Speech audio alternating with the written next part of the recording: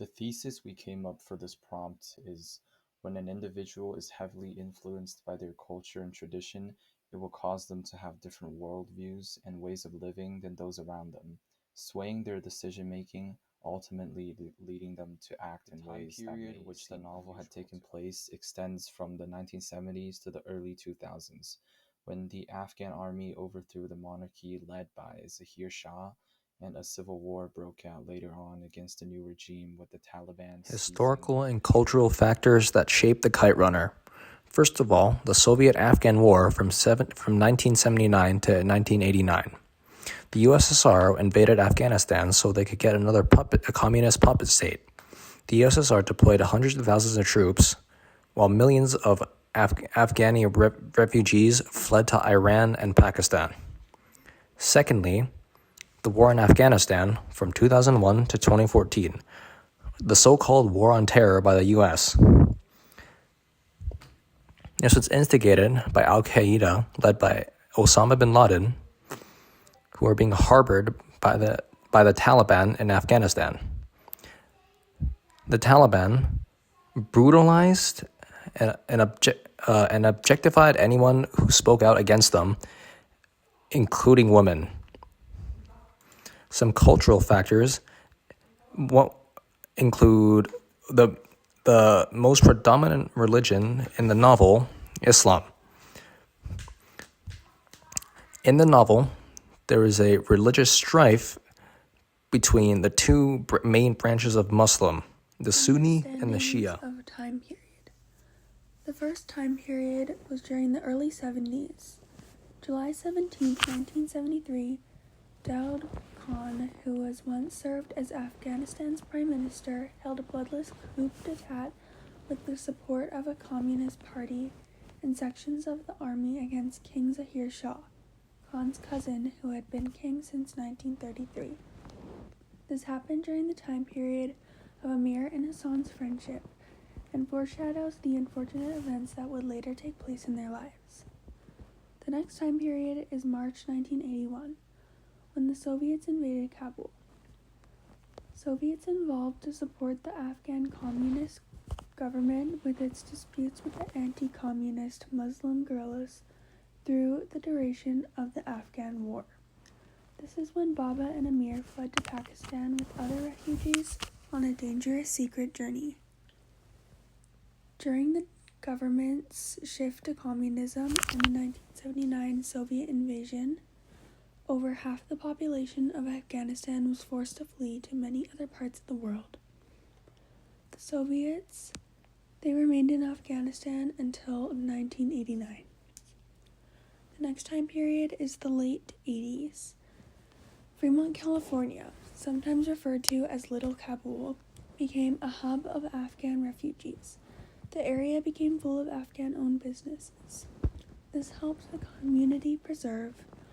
This corresponds to Amir and Baba's experience of selling goods at the flea market, where Amir later meets Raya. Many Afghans, including Amir and Baba, were faced with problems in the United States.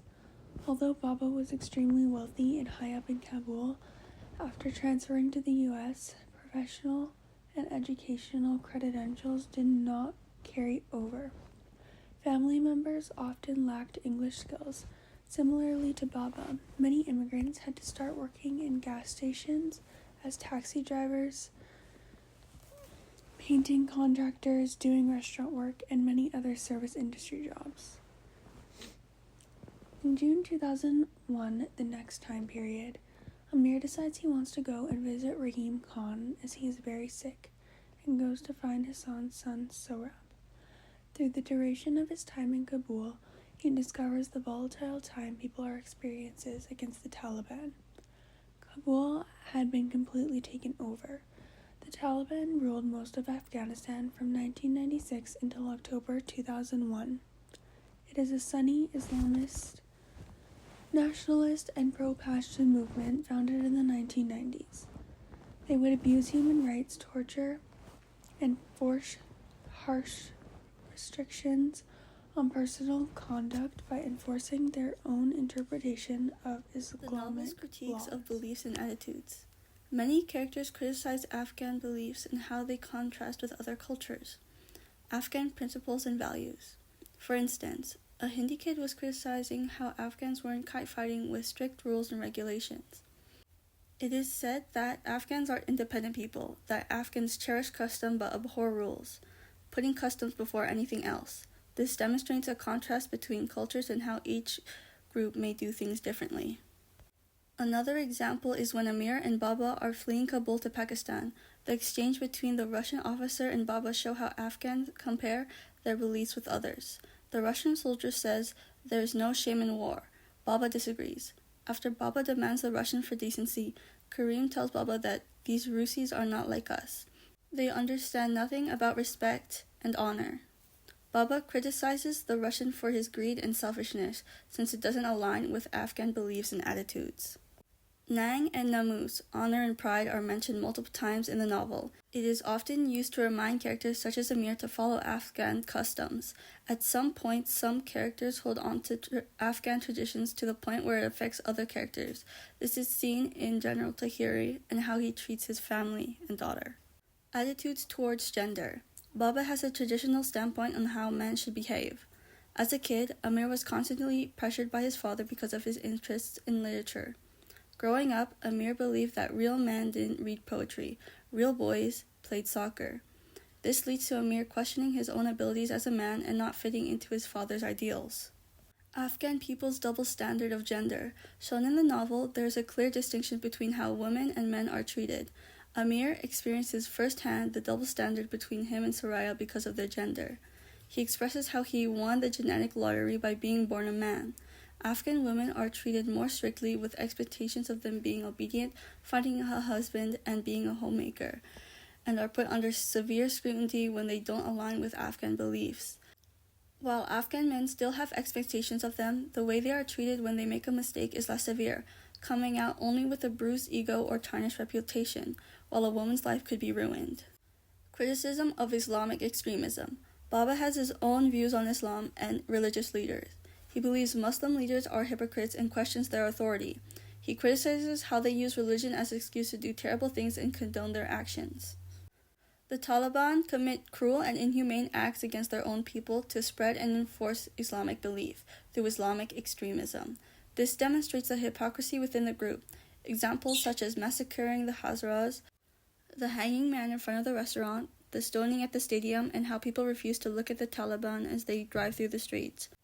The Taliban uses religions as a The book means to has lots punish of and themes control. regarding the lasting effects of social hierarchies and ethnic divisions on the Pashtuns and Hazara communities, including segregation, discrimination, ethnocentrism, and its impact on various individuals.